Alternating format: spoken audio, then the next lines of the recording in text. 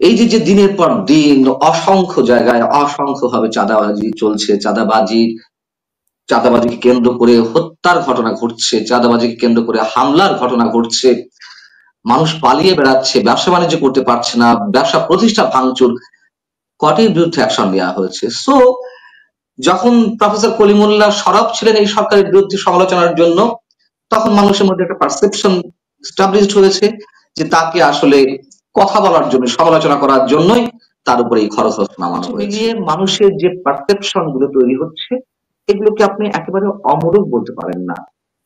কিছু রয়েছে গুজব, মিস ইনফরমেশন, ডিসইনফরমেশন, অনেক কিছু রয়েছে, কিন্তু সত্যতাও যে একেবারে নেই এর সঙ্গে তা তো নয়। যখন যে দাবি জানানো হবে, মব ক্রিয়েট করার মধ্য দিয়ে সেগুলো করা হবে, সেগুলো বাস্তবায়ন হবে, এগুলো সংস্কার। দুর্নীতির যে অভিযোগগুলো উঠছে সেদিকে তাকানো যাবে না, এগুলো একটা সংস্কার।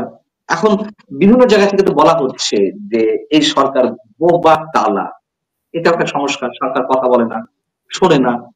আবার তো কেউ বলছেন যে এই সরকার নিষ্পাপ, নিরপরাধ, শিশুর মতন, এটাও একটা সংস্কার। সরকারের পক্ষ থেকে থ্রেট সরাসরি কাউকে করা হচ্ছে না, এটা যেমন সত্য কথা, তারপরেও মানুষ অদৃশ্য একটা থ্রেটের মুখে আছে, এবং এটাই হয়, এটাই হয়ে থাকে। এমন একটা ভয়ের সংস্কৃতি, এমন একটা ভয়ের আবহ সংশ্লিষ্ট সরকারগুলো তৈরি করে রাখে যাতে মানুষ সেলফ সেন্সরশিপের মধ্যে যেতে বাধ্য হয়, মানুষ একটা অজানা আতঙ্ক কিংবা আশঙ্কার মধ্যে থাকে। কেমন যদি সেই ভয়ের সংস্কৃতিটার কথা বলেন, সচিবালয়ে 5 আগস্টের আগে পরে নিহতের পরিসংখ্যান নিয়ে প্রশ্ন তোলা হলো সংস্কৃতি উপদেষ্টা মোস্তফা সরোয়ার ফারুকীর সামনে। আমরা দেখলাম তার পরপরই 3 সাংবাদিকের চাকরি নেই। কেমন থাকলো না? আচ্ছা, সরকারের পক্ষ থেকে বলা হলো যে আমরা তো ফোন করে বলিনি কাউকে যে অমুকের চাকরি, অমুককে ত্যাগ করা হোক, বলেনি। কিন্তু মোস্তফা সরোয়ার ফারুকীর যে বডি ল্যাঙ্গুয়েজ ছিল, যে আক্রমণাত্মক প্রত্যুত্তর ছিল, সেখানে তো সংশ্লিষ্ট টেলিভিশন, সংশ্লিষ্ট স্টেশন ধরে নিয়েছে যে তাদের উপর যে কোনো সময় চাপ আসবে। এবং দেখুন, তারা নিজ থেকে তাদেরকে ছাঁটাই করলো। আচ্ছা, এর আগে সময় টেলিভিশনে ফোন দিয়ে আমরা শুনেছি, ফোন দিয়ে একটা নিউজ আপ করেছিল বা কলে যাচ্ছিল, সেটি কেন গেল, সময় টেলিভিশনে কারো চাকরি তখনই চলে গেল। আমি কিন্তু শুনেছি, আমি এক্স্যাক্টলি তথ্য প্রমাণ দিয়ে বলতে পারবো, বাট আমি শুনেছি, প্রয়োজনের নাম বলে জানতে চান, আমি নাও বলতে পারি যে তাদের ওখানে ফোন গিয়েছিল। এরকম আরো অনেক উদাহরণ রয়েছে, আরো অনেক উদাহরণ রয়েছে। জনগণকে ভবন দখল করে নেওয়া হলো, সরকারের বিরুদ্ধে, মানে সরকারের পক্ষ থেকে কোনো ধরনের অ্যাকশন আছে? যারা দখল করেছে একটা ব্যক্তিগত প্রতিষ্ঠান, প্রত্যেক হাউসের একটা নীতিমালা আছে, সম্পদের নীতিমালা। জনগণের বিরুদ্ধে বা এই ধরনের কোনো হাউসের বিরুদ্ধে কোনো ধরনের অভিযোগ থাকলে তার বিরুদ্ধে প্রেস কাউন্সিলে যেতে পারে, অনেক ধরনের আইনি প্রতিকার আছে। দখল করে নেওয়া হলো, তাহলে এখন অন্য কোন প্রতিষ্ঠান, সেটি প্রিন্ট মিডিয়া হোক কিংবা ইলেকট্রনিক মিডিয়া হোক, তারা তো চোখের সামনে এক্সাম্পল দেখছে। তো তখন তারা কি করবে?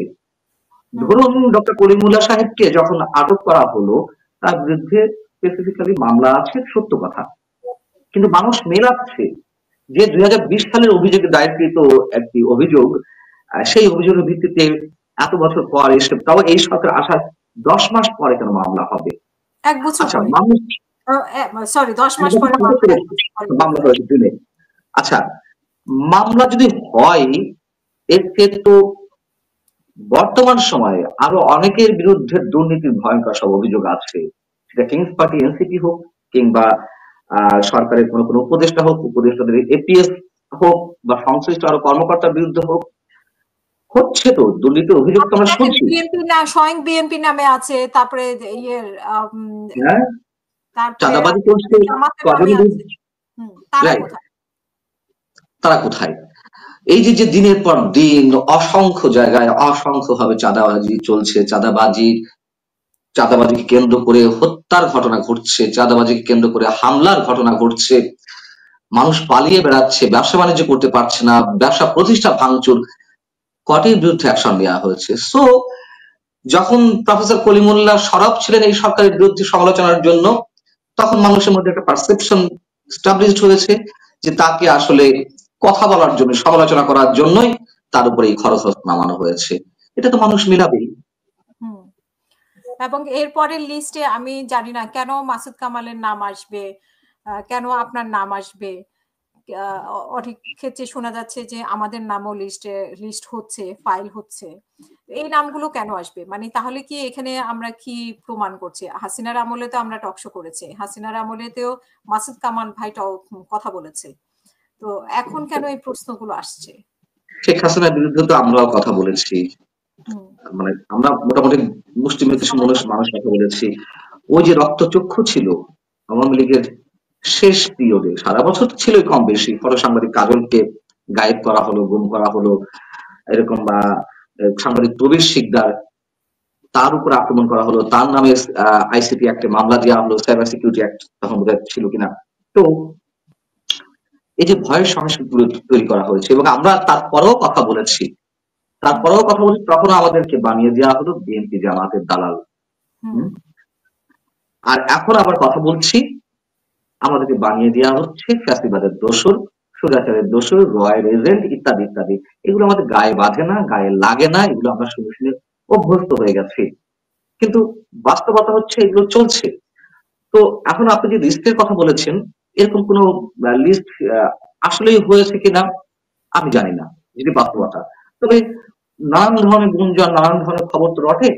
তো সেই জায়গা থেকে যেমন প্রফেসর কলিমুল্লাহকে কেন্দ্র করে এই কথাগুলো হচ্ছে, অমুক অমুকের নাম আছে,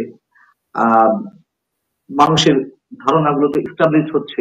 এবং সবচেয়ে বড় কথা হচ্ছে ওই যে ঘুরে ফিরে গণমাধ্যমে যেমন রিয়েল নিউজটি পাওয়া যায় না, মানুষ যখন সোশ্যাল মিডিয়ার উপর নির্ভর করে, তখন তো ডালপালার যে পাখা গজায়, মানে ডালপালা গজায় আর কি। তো এগুলো তো বিস্তৃতি লাভ করে। সবকিছু মিলিয়ে মানুষের যে পারসেপশন গুলো তৈরি হচ্ছে, এগুলোকে আপনি একেবারে অমূলক বলতে পারেন না। কিছু রয়েছে গুজব, মিস ইনফরমেশন, ডিসইনফরমেশন, অনেক কিছু রয়েছে, কিন্তু সত্যতাও যে একেবারে নেই এর সঙ্গে তা তো নয়। আমি আপনার কাছে জানতে চাই যে ইউনূস সরকারের আসলে উদ্দেশ্যটা কি বলে মনে করেন? এই 1 বছরে উনি বললেন যে 5ই আগস্ট প্রথম অধ্যায় শেষ করেছেন, এখন দ্বিতীয় অধ্যায়ে পা দিয়েছেন। এই প্রথম অধ্যায়ে অর্জনটা কি করেছেন উনি? এখন সামনের দিকে আসলে উদ্দেশ্য কি? নির্বাচন কি দিবেন উনি? প্রথম অধ্যায়টা কি ছিল? দ্বিতীয় অধ্যায় বলছে যে নির্বাচনী যাত্রা শুরু হয়েছে না? আচ্ছা, তাদের কথাবার্তা আমরা কিভাবে মূল্যায়ন করব?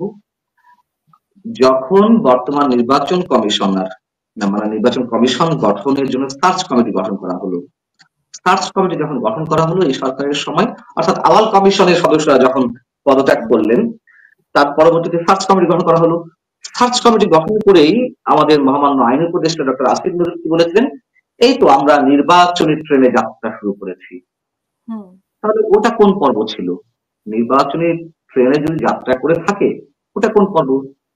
তাহলে তো মানে এটা কোন পর্ব বলবো? মানে এই যে এখন বিচার, তারপরে জুলাই সনদ, ঘোষণাপত্র, আমি তো এটাই বলছি, সমস্যা বিচার সংস্কার তো হয়নি, হয়েছে আলোচনা হয়েছে, প্রস্তাব উঠছে, সংস্কার তো হয়নি।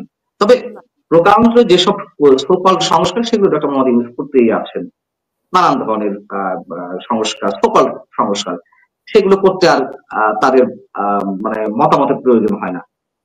এখন বিষয় হচ্ছে যে বিচার প্রক্রিয়া শুরু হয়েছে, আওয়ামী লীগের যারা অভিযুক্ত বা গত সরকারের যারা অভিযুক্ত,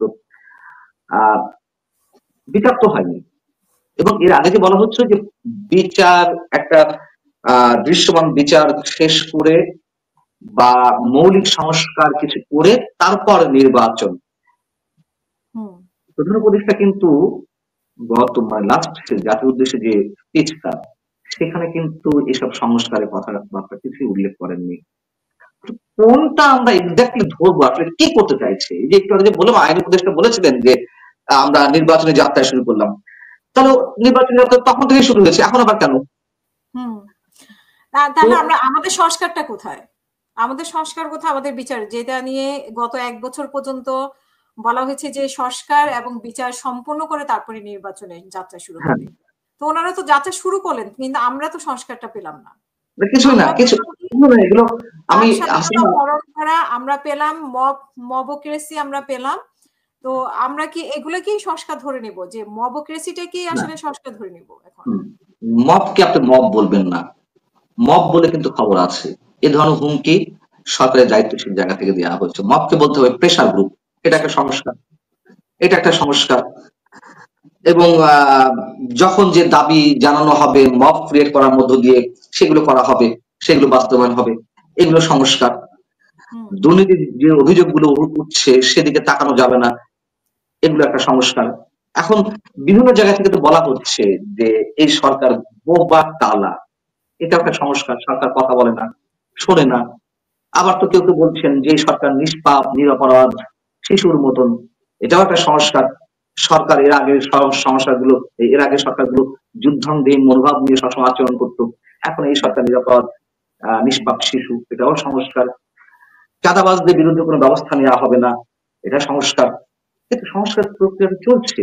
এবং আরো একটা সংস্কার আছে এই সরকারের, আরেকটি যে আমি ইথিক্স বলি, আইডিওলজি বলি, কিংবা তাদের এজেন্ডা বলি, আওয়ামী লীগ যা করেছে তার উল্টা করতে হবে। কিন্তু আবার আওয়ামী লীগ যে কাজগুলো করেছে, যেখানে বর্তমান সরকারের স্বার্থ আছে, হিডেন কোন এজেন্ডা আছে, সেগুলো কিন্তু আবার আহ ঠিকই করছে।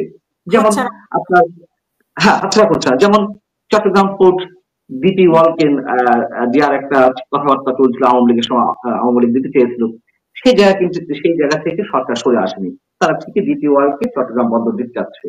আওয়ামী লীগ যে চুক্তিগুলো ভারতের সঙ্গে করেছিল, এত যে ভারত বিরোধিতা, এত যে ভারত জুজুর ভয়, এত যে স্লোগান ঢাকা না দিল্লি, ঢাকা ঢাকা, তো সে দিল্লির সঙ্গে যে চুক্তিগুলো ছিল একটা চুক্তিও তো বাতিল করেনি।